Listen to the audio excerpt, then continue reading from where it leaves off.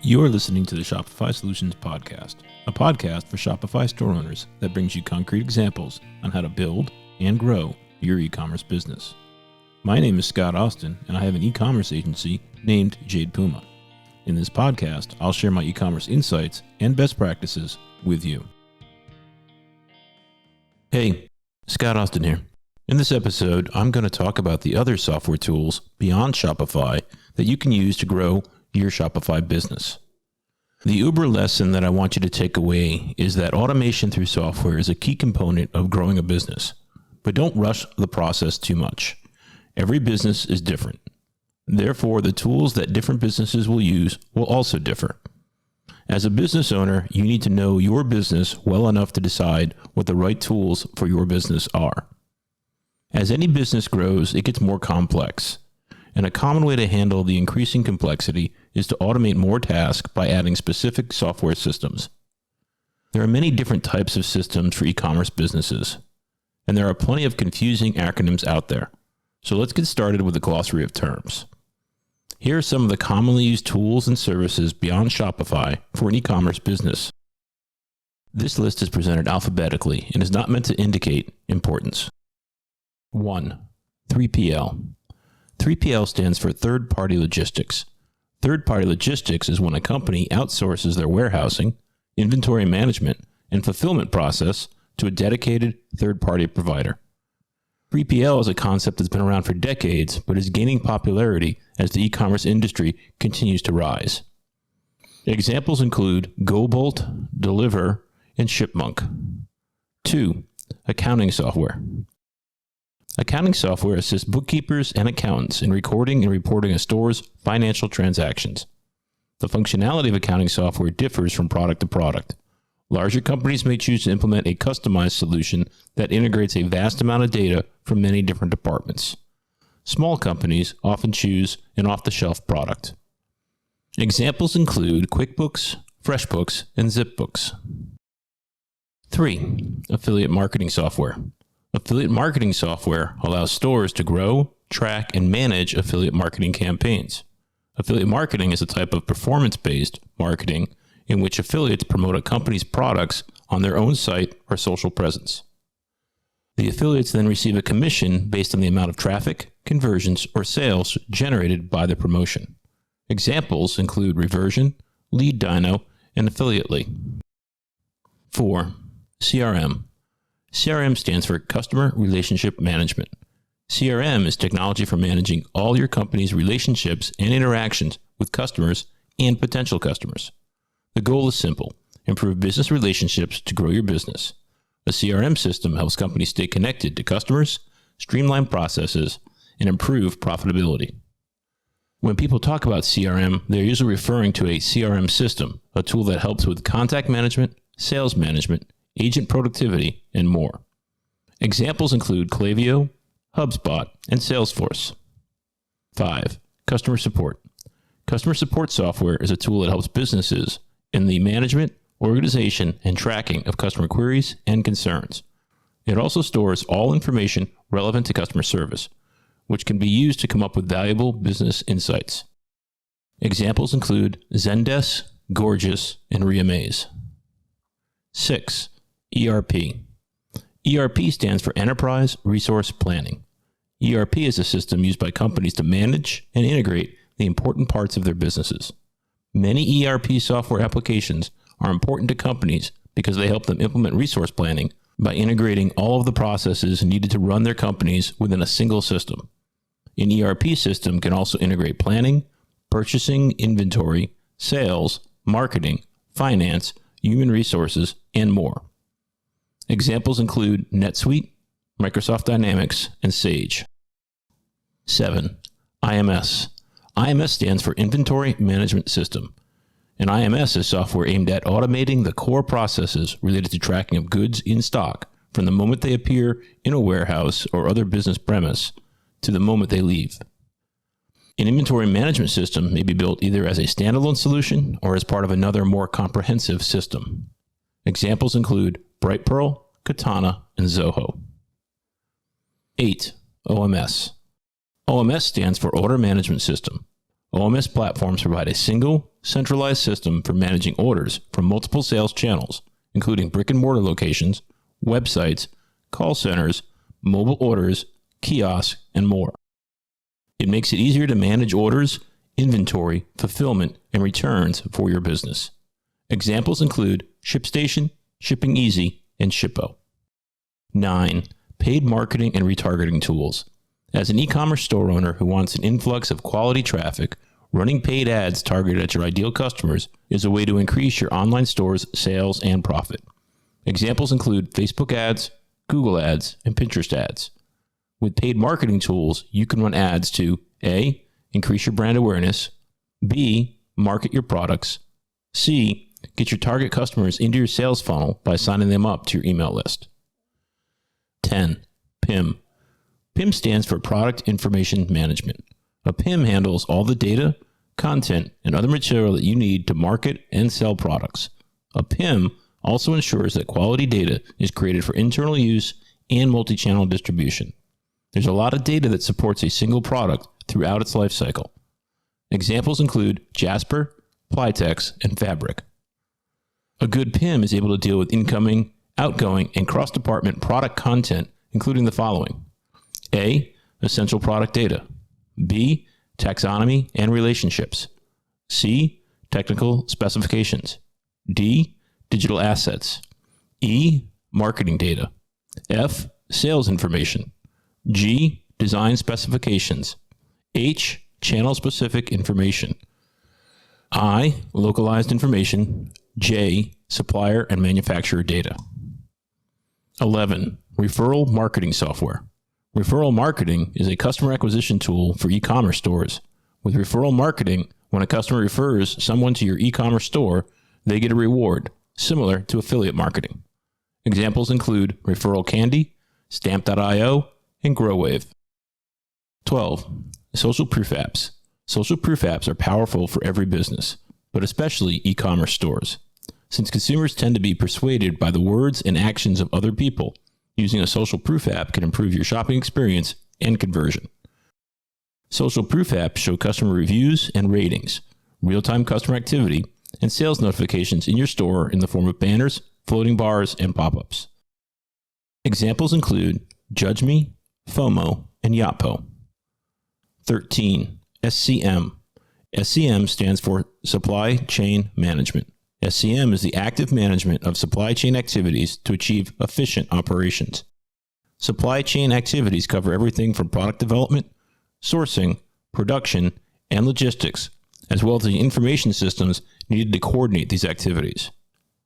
Examples include Skubana, Zentril, and Fishbowl. 14. Stack. The original definition of a software stack was very technical and was the collection of technologies, most of them unseen by the user, to deliver an application. But today, in e-commerce, stack has a broader definition. It's the aggregate collection of technologies used by the business. The software systems don't need to directly interact with each other, but together, they will help automate the store's processes. 15. Web analytics. Web analytics is the measurement, collection, analysis, and reporting of web data to understand and optimize web usage. Web analytics is not just a process for measuring web traffic, but can be used as a tool for business and market research and assess and improve website effectiveness. Examples include Google Analytics, Kissmetrics, and Lucky Orange. 16. WMS. WMS stands for Warehouse Management System. A WMS consists of software and processes that allow organizations to control and administer warehouse operations from the time goods or materials enter a warehouse until they move out. Examples include Acumatica, ShipBob, and Veeqo. Now this is a pretty long list, but it is also not comprehensive. There are more types of systems out there. This just covers the big ones. And some of these systems can be standalone or included in a larger system. For example, you can get a standalone inventory management system, or it could be included in an enterprise resource system. Podcast listeners often ask me how they can support the podcast. Well, here's a way. Please try my free Shopify app. It's called Linear Shopping Experiences, and I'll include a link to it in the show notes. It is a simple and intuitive for your customers cross-sell. It adds a pop-up question when the customer adds something to their cart, asking if they want to see related items. And those related items aren't some arbitrary products chosen by some questionable algorithm. They are products or collections that you choose. Best of all, the app is free, and this feature set will always remain free. One recent reviewer summed it up best as cross-selling without even realizing you are cross-selling. Please check it out and let me know what you think. Next, I want to come up with a number, and that is the average revenue made by a Shopify store. I haven't seen this number published, but I have seen a total merchant revenue number of $200 billion and a total number of 1.7 million Shopify stores. Using those numbers, we can come up with an average revenue per store of $118,000. And the 80-20 rule tells us there are far more stores under that revenue number than above it. So for the rest of this conversation, I'm going to assume that my listener store, that is your store, is making a little over $100,000 per year in total revenue. And let's assume a profit margin of 20%, so a little over $20K. Now, let's shift into some best practices or pearls of wisdom when it comes to adding a system to your stack. 1, in general, the big companies should not be your role model when it comes to picking systems. I've had many Shopify store owners talk to me about implementing NetSuite for ERP or Salesforce for CRM. The typical cost range to implement NetSuite is between $25,000 and $100,000, and that's just the setup cost and not the recurring cost. For Salesforce, the range is from $10,000 to $100,000. In other words, many of the solutions that are designed for large enterprises are cost-prohibitive to the average Shopify store to implement. Here's another way to think about it. What if your big competitor owns their own fleet of trucks to get their materials to assemble their product and to distribute their products to warehouses? Well, as an average Shopify store, you're not going to own even one big rig, but you may have a hatchback to run down to the local Home Depot as needed. So when looking for software systems, don't look to what the big companies are using. Look instead to Shopify stores that are about your size. 2, integration is key. In my many years of Shopify experience, I've integrated all sorts of systems with Shopify. Some are easy, many are complex, and a few are downright impossible. So as you look for a system, also evaluate how easy it is to integrate with Shopify. I prefer it if the system provider has their own app in the Shopify App Store that integrates with Shopify. That way, issues can be brought to the system provider's customer support team as they are responsible for both the system and the integration app. But not every system has their own app, and that's fine. There are many middleware integration applications that work well. That said, be sure that your system provider can tell you what middleware to use and can point you several successful integrations of their system with Shopify. Trust me on this. No matter how sexy the system is, you do not want to be the first business to integrate it with Shopify. 3, as a small business, agility is your competitive advantage over the bigger players. You can respond to market forces more nimbly because you aren't encumbered by legacy systems, processes, and bureaucracy of the big companies. Every system that you add to your stack will decrease your agility. That's not to say that you shouldn't integrate systems. You absolutely should. Just do it very judiciously. For example, let's say your business has grown to the point where you need a ticketing system for customer support. Once you pick and implement a ticketing system, you are pretty much going to be locked into it. Your processes will be driven by what is capable within that system or the work required to implement changes into the system. 4, I believe in solving a business's actual problems today and not trying to solve for anticipated problems down the road. My thinking behind this is that most of us are pretty bad at predicting the future as change is so rapid. So don't get a system you can grow into. Get a system that solves the problems that you have today. Worry about tomorrow when tomorrow comes. 5, Swiss Army knives sound great. One system that does everything that you need and which is all integrated sounds great. But systems like that require much more effort and therefore cost. As an average Shopify business, you may be better off getting different systems for different tasks. For example, for CRM, I highly recommend Klaviyo. And I've had clients that also want a CRM for their outbound marketing efforts to potential wholesale customers. Klaviyo is not optimal for that. In this situation, a CRM like HubSpot is a better, although not the only, option. The client will argue that one system that does both would be more efficient. And they are right. But the flaw in that argument is that one system that could do both, say Salesforce, could take 3 or more years of profit just to implement. Sometimes it's better to go with 2 separate solutions as they are much easier to get up and running. And because you are less invested in them, they can be more easily changed out if needed, keeping your business more agile. 6. You may need some help. Just like Shopify has a learning curve and takes time to get set up properly, most other systems are the same way. So you may need to hire some external experts to get things set up, get the new system fully integrated into the rest of your stack, or train store staff on how to get the most from the platform. 7. You need to know what you are automating. There's a best practice in campus design, and that is to build the campus without sidewalks and let it be used for a year. Then after a year of use, you place sidewalks where the people ended up walking. The logic being that actual users may travel differently from what was anticipated by the campus designers. In a Shopify store, you should be implementing new systems to automate existing tasks. I see too many stores implement a system and just follow the process guidelines of the system without thinking about how their business actually works. So before you even research a system, you should know what your requirements are. For example, affiliate marketing software comes in a variety of features and scenarios that they are designed for. So my recommendation is that if you want to expand into affiliate marketing, that you first do it by hand to learn what works well for your business. Then find the software that automates your affiliate scenarios. For example, your starting assumption could be that Instagram influencers will drive sales for your store. So you find a system that focuses on Instagram and purchase and implement it. And then you find out that Instagram traffic doesn't work for you, but it's bloggers instead. All that time and cost to implement the Instagram system will have been a waste.